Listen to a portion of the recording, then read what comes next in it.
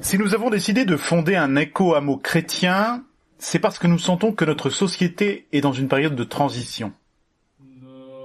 Nous assistons sans doute à la fin d'un monde, et nous voulions participer à l'éclosion d'un monde nouveau, plus fraternel, plus durable, plus cohérent.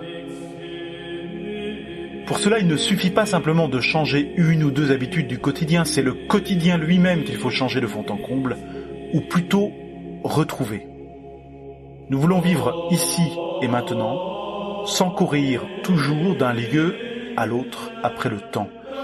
Alimentation, santé, travail, consommation, éducation, instruction, vie sociale, vie culturelle, vie artistique, vie spirituelle. Les chantiers sont nombreux qui nécessitent une conversion urgente et profonde.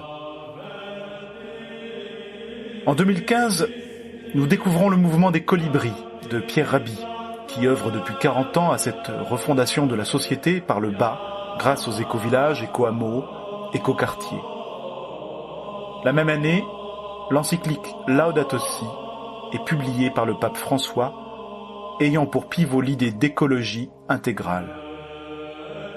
Notre éco-hameau est né de cette conviction, parce que tout est lié, tout doit être réconcilié. Notre relation à Dieu, à nous-mêmes, aux autres et à la nature. Nous décidons de nous installer au nord du département de la Loire, non loin de Paray-le-Monial, dans un petit village de 450 habitants au nom évocateur, la Bénisson-Dieu.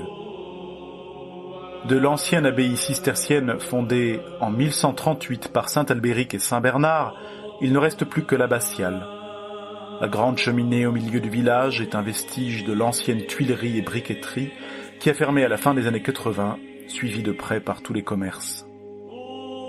Que de ruines, symbole d'une France rurale abandonnée, qui se meurt à petit feu, mais dont les braises sont encore chaudes et qui ne demandent qu'à revivre. Le village, entouré de fermes et de pâturages, nourrissant des vaches charolaises ainsi que quelques chèvres et moutons, nous a semblé plein de promesses. C'est dans le pas des moines cisterciens qui ont façonné nos paysages que nous voulons marcher, en expérimentant la sobriété heureuse, une vie simple et unifiée. À l'été 2019, nous serons 8 foyers et un prêtre, essayant de convertir nos habitudes de vie selon l'écologie intégrale. Chaque foyer conserve son logement, son travail, son intimité, son indépendance financière. Mais nous réapprenons à vivre ensemble, à garder du temps pour la vie en commun, à lier nos destins, en suscitant des moments de vraie convivialité. Temps de prière en commun, chantiers participatifs, permaculture, ateliers pour les enfants, veillées autour du feu. Autant de moments où la foi s'incarne, où la grâce et la nature s'unissent. Les projets au service du village et de la paroisse ne manquent pas et sont développés sur le temps libre de chacun. Jardin partagé, réhabilitation d'un four à pain, ouverture d'une épicerie associative, accueil de pèlerins sur la route de Saint-Jacques, apprentissage du chant grégorien des premiers siècles, mise en place d'une ferme pédagogique agrobiologique qui permet aussi la réinsertion de personnes en difficulté sociale, accueillies à l'éco-hameau dans des maisons mises à disposition par le diocèse de Lyon. Ces projets sont ambitieux, à la hauteur de notre soif de cohérence. Si nous avons fondé un éco-hameau, c'est aussi grâce à nos enfants et pour eux. Citadins, nous rêvions de leur offrir un cadre sain où ils puissent épanouir leur nature profonde. Ce sont eux qui nous ont d'abord remis en question, ce sont eux qui nous rappellent à l'essentiel. C'est pour eux et pour les enfants des alentours que nous voulons participer à la fondation d'une école adaptée aux défis du XXIe siècle. Cette école originale veut mettre en pratique l'écologie intégrale.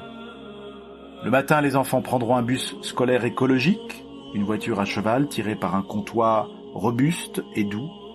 Ensuite, ils passeront la matinée à acquérir une autonomie dans leurs apprentissages, évoluant dans un environnement pensé de façon précise et ordonnée par les institutrices, qui s'inspireront du meilleur des pédagogies éprouvées, telles que Montessori et Nitz, ainsi que de l'apport des neurosciences sur le développement psychomoteur et affectif de l'enfant. L'après-midi, Ils auront des activités artisanales, culturelles, sportives, artistiques. Le soin donné aux jardins et aux animaux de l'école fera partie intégrante de leur apprentissage. La présence d'un atrium dans l'école leur permettra de découvrir le catéchisme de manière plus incarnée, à travers la pédagogie du bon berger, pensée par Maria Montessori. Enfin, chaque classe accueillera un enfant autiste, afin de lui permettre de s'intégrer dans un environnement bienveillant et constructif. Qu'est-ce que tu fais, Michel ? Je fais ma future école. Une opportunité nous est offerte. Réouvrir l'école Saint-Nicolas de Briennon, ayant fermé il y a 1 an. Pour être libres du choix de nos pédagogies, nous devons rester indépendants. Pour réhabiliter les locaux vétustes, pour les mettre aux normes et financer les salaires des institutrices, nous avons besoin de vous.